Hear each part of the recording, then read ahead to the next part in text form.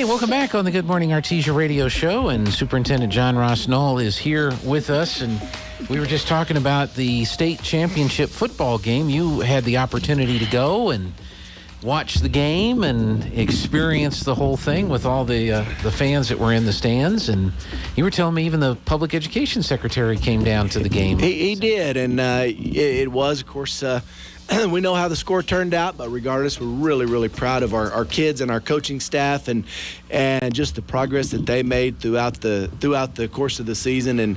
And Los Lunas was a really good team, and so congratulations to them. But it was a fun environment to be in the stands anyway. Of course, I wasn't down there on the field playing or coaching, but the number of people that were there, and it was a really fun afternoon, beautiful day, and good competitive football game. And the Secretary of Education had texted me middle of the week last week and said if things went as planned, he was going to be there on Saturday, and so he actually came and sat in the Artesia stands with me the whole second half, and at least during that time showed his allegiance to the Bulldogs, and we actually started playing better when he came over and sat with us. So I don't know, but anyway, appreciate that. That certainly is not typical, and of historically someone in that position, and so I hope that is a good positive sign of things to come as we move forward working with him as the Secretary of Education. It was a fun afternoon. How many people do you think were there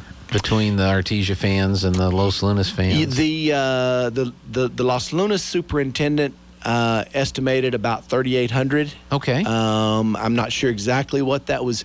It was based on the number of tickets that they sold ahead of time, and then as people were showing up and getting assistance with tickets and that kind of stuff. But he thought about 3,800. 3,800. And in that stadium, that's a lot of people, and standing room only, and so.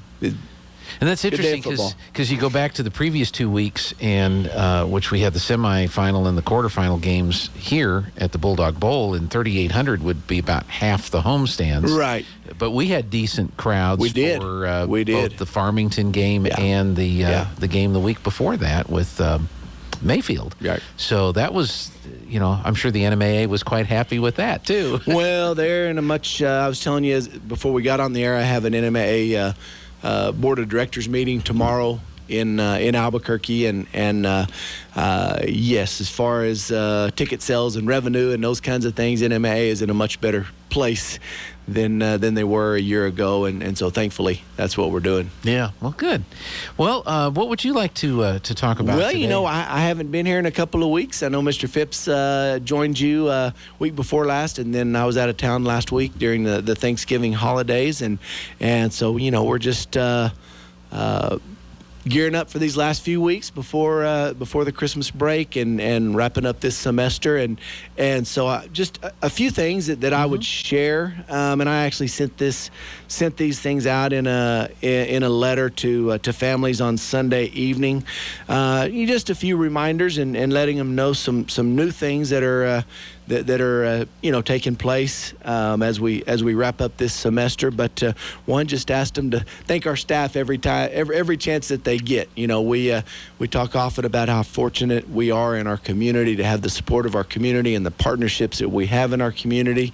But just those staff members every day in the roles that they play with us, just doing all they can to help kids. And so just asking people to thank them every chance you get. And then a reminder about attendance. Attendance has been such a challenge, not just for us, but across the state, across the nation, because just finding that balance of, a kid maybe has some symptoms, and where in the past would, maybe clear out a whole classroom.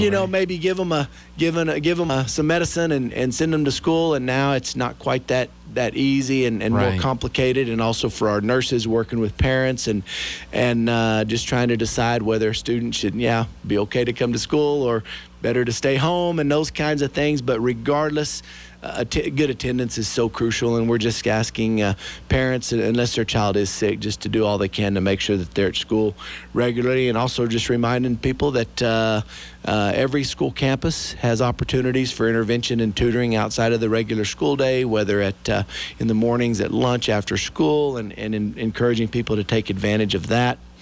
Mr. Phipps may have talked about this when he was here, but he has led our charge through the development of a facilities master plan for the next 5 years, 2021 to 2026, and thankfully our voters overwhelmingly approved our mill levy election recently, which enables many of these projects that are on the plan to become realities, and people will see some of those taking shape just right away. But that's been approved by our district board as well as the public education department, and I'll get that on the website very soon.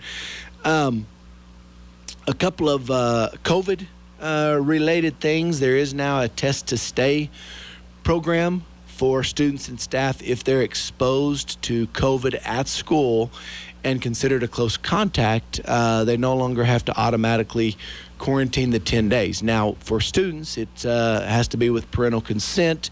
Certainly is an option, but students that are identified as a close contact at school can do our rapid testing that we offer at our schools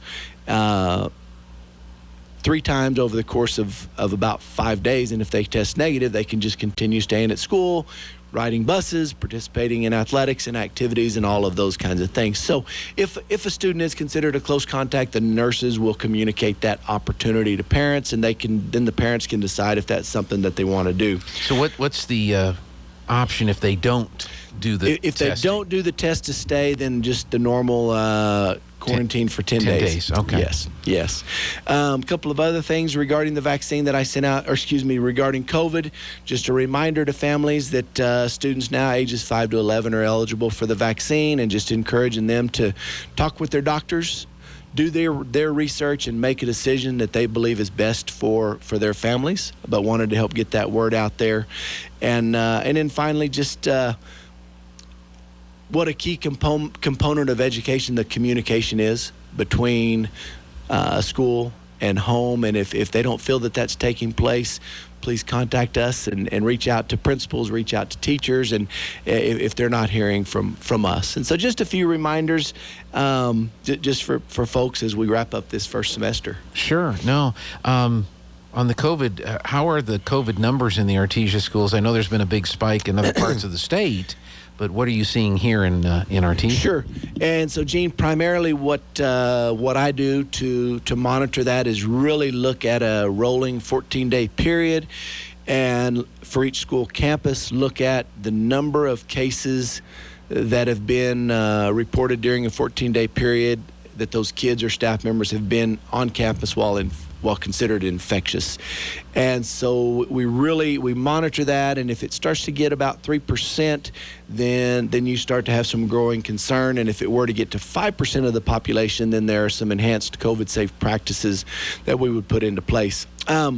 Prior to going to Thanksgiving break, we continued to be in really good shape, and I update our dashboard every Thursday and put that on the website, and so people can go and they can see for that previous 14-day period where every school is at. As an example, Artesia High School, I believe last Thursday or Thursday before the break was at about 0.2 percent, something like that.